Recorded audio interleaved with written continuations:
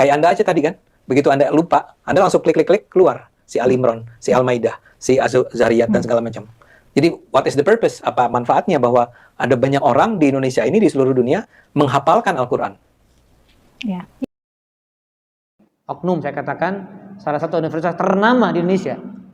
Dalam sebuah podcast dia mengatakan, untuk zaman sekarang apa pentingnya orang-orang itu ngafalin Quran itu apa pentingnya? Gak ada manfaatnya, kata dia. Bismillahirrahmanirrahim. Ini tolong nilai logika saya. Dulu penghafal itu diperlukan supaya itu bisa terrekord, terlestarikan, betul. Ya, terlestarikan kan?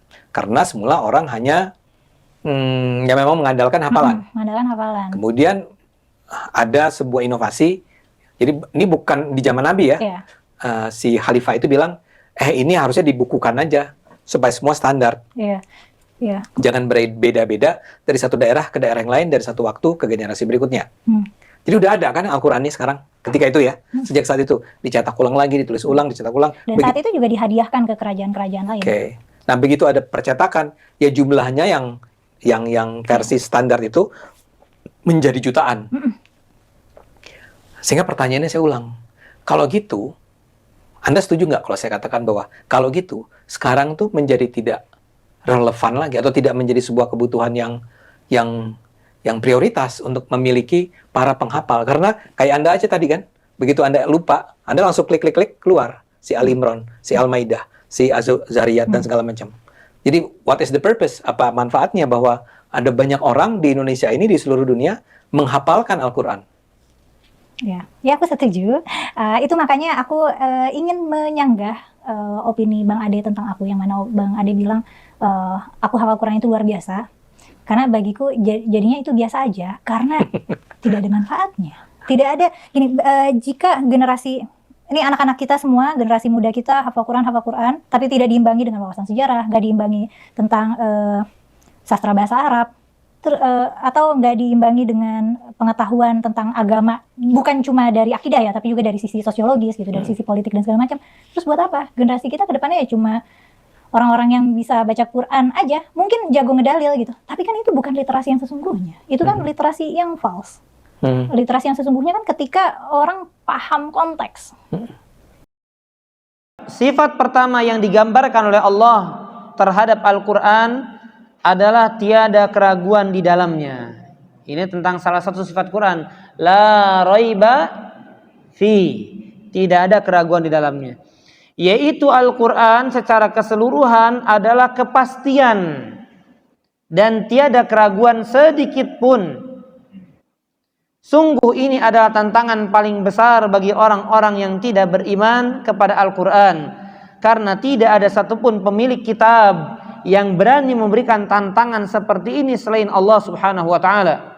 Sungguh ulama dari kalangan para sahabat Rasulullah sallallahu alaihi wasallam sudah menantang orang-orang kafir di waktu itu untuk mendatangkan satu kesalahan kecil saja yang terdapat di dalamnya, maka tidak ada satupun dari orang-orang kafir yang mampu melakukannya. Jadi udah ditantangkan. Coba, ada nggak kesalahan satu aja dalam Al-Quran? Datangkan. Maka mereka nggak mampu menunjukkan itu. Inilah kitabullah, satu-satunya kitab atau sifat dalam Al-Quran yang Allah katakan tidak ada keraguan sedikit pun di dalamnya. Kemarin atau sebelum hari kemarin, saya lewat sebuah video yang disebutkan oleh oknum dosen di salah satu universitas ternama di Indonesia. Emang sering menyampaikan pernyataan-pernyataan nyelenehnya. Ya. Salah satu dosen, oknum saya katakan, salah satu universitas ternama di Indonesia. Dalam sebuah podcast dia mengatakan, untuk zaman sekarang apa pentingnya orang-orang itu ngafalin Quran itu apa pentingnya? Gak ada manfaatnya, kata dia. Kenapa? Karena sekarang di aplikasi Quran gak ada. Jadi kalau pengen butuh sesuatu kan tinggal klik aja cari. Buat apa dia ngafalin Quran gitu? Capek-capek. Apa manfaatnya? Subhanallah. Lihat pernyataannya. Kalau orang kafir sih bodo amat, Pak. Ini orang Islam. Dia ngakunya Islam. Tapi sering pernyataannya aneh. Sebelumnya pernah ya di demo juga, bahkan ketika demo ada orang yang mukulin dia. Dia menyatakan apa? Islam itu bukan kitab, jadi kitab historis tapi bukan kitab hukum. Ya. Dan lihat, saya kalau dia menyatakan begitu, saya tinggal katakan sekarang ilmu gampang cari di Google, ngapain sekolah di kampus dia?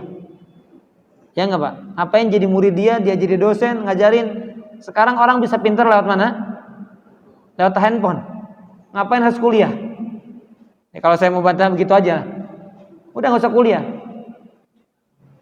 Tapi kan orang kuliah untuk apa? Belajar, kemudian lebih memperdalam, lebih bisa intens bertanya kepada dosennya dan lain sebagainya. Beda kalau dia belajar sendiri otodidak, nggak bisa.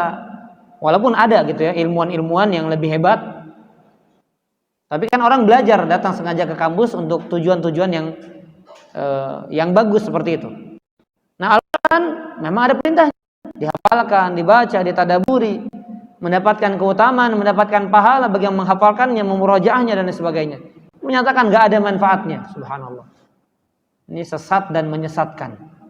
Bahaya, ini pernyataan yang sangat berbahaya. Ya itu, Pak. Tahu Bapak lah ya. Tapi Muslim dia ngakunya, Pak ya. Muslim, Pak ya.